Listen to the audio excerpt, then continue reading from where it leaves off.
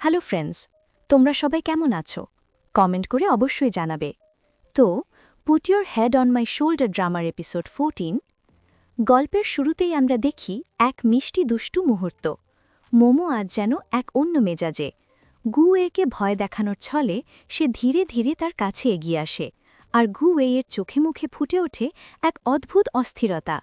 মোমো কৌতুক করে বলে ওঠে, ডিংডং, কেউ কি একটা কেস চায়? গুওয়ে তো একেবারে হতবাক। সে তোতলাতে থাকে, বুঝতে পারে না কি বলবে।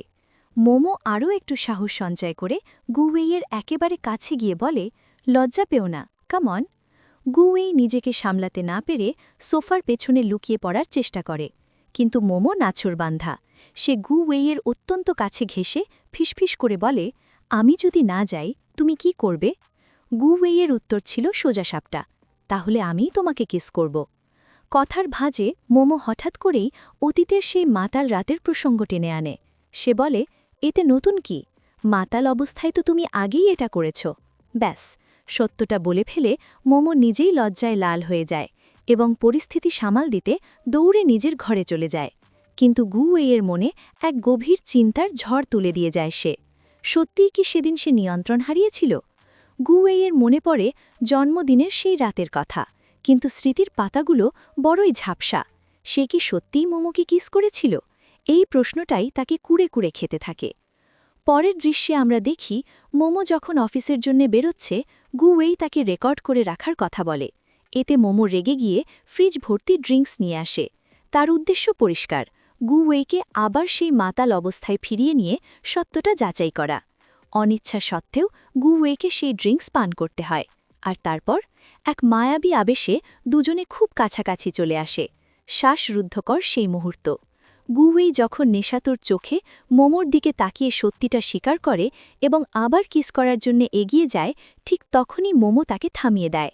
এক অসমাপ্ত কবিতার মতো মুহূর্তটি ঝুলে রইল বাতাসে। ওদিকে ল্যাবরেটরিতে বিজ্ঞানের জটিল এক্সপেরিমেন্টের মাঝেও গুওয়েইয়ের মন পড়ে থাকে মোমোর কাছে। তারই আনমোনা ভাব প্রফেসরের চোখ এড়ায় বা। অভিজ্ঞ প্রফেসর তাকে পরামর্শ দেন, ভালোবাসার কথা জানাতে হলে প্রয়োজন এক রোম্যান্টিক পরিবেশের, এমন এক জায়গা যেখানে পালানোর পথ নেই, শুধু হৃদয় উজাড় করে দেওয়ার সুযোগ আছে। প্রফেসরের পরামর্শ মেনে গুওয়েই মোমোকে নিয়ে যায় এক অ্যামিউজমেন্ট পার্কে।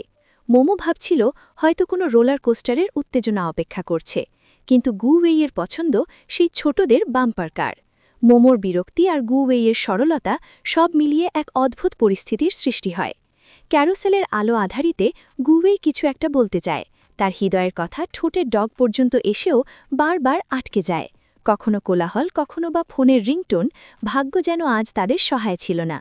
এরই মাঝে তাদের আদরের বিড়াল ছানাটি অসুস্থ হয়ে পড়ে। ভেটেরিনারি ক্লিনিকে গিয়ে এক অভাবনীয় দৃশ্য দেখা যায়। আমরা জানি গুওয়েইয়ের বিড়ালে ভয়ানক অ্যালার্জি, কিন্তু ভালোবাসার মানুষের মন জয় করতে, মোমোকে ইমপ্রেস করতে সে নিজের কষ্ট উপেক্ষা করেই বিড়ালটিকে কোলে তুলে নেয়। তার হাঁচি পাচ্ছে, কষ্ট হচ্ছে, তবু সে অনড়।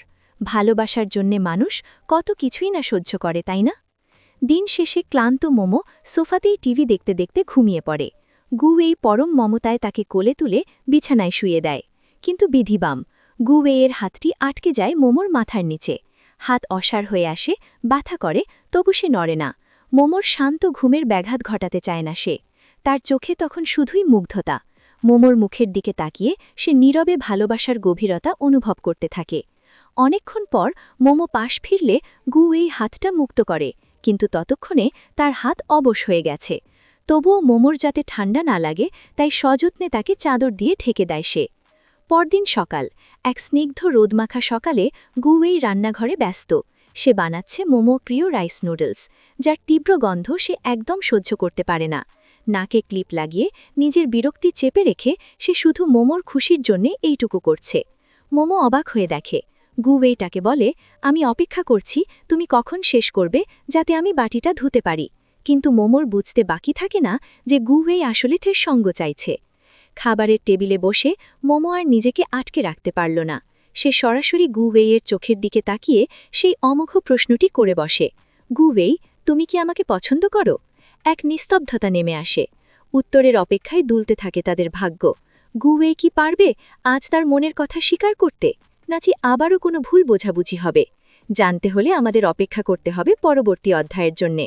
ততক্ষণ ভালো থাকবেন আর অবশ্যই কমেন্ট করে জানাবেন গুওয়েইয়ের এই নীরব ভালোবাসা আপনাদের কেমন লাগছে। পরের পর্বে কি হবে তা জানতে আমাদের সাথেই থাকুন।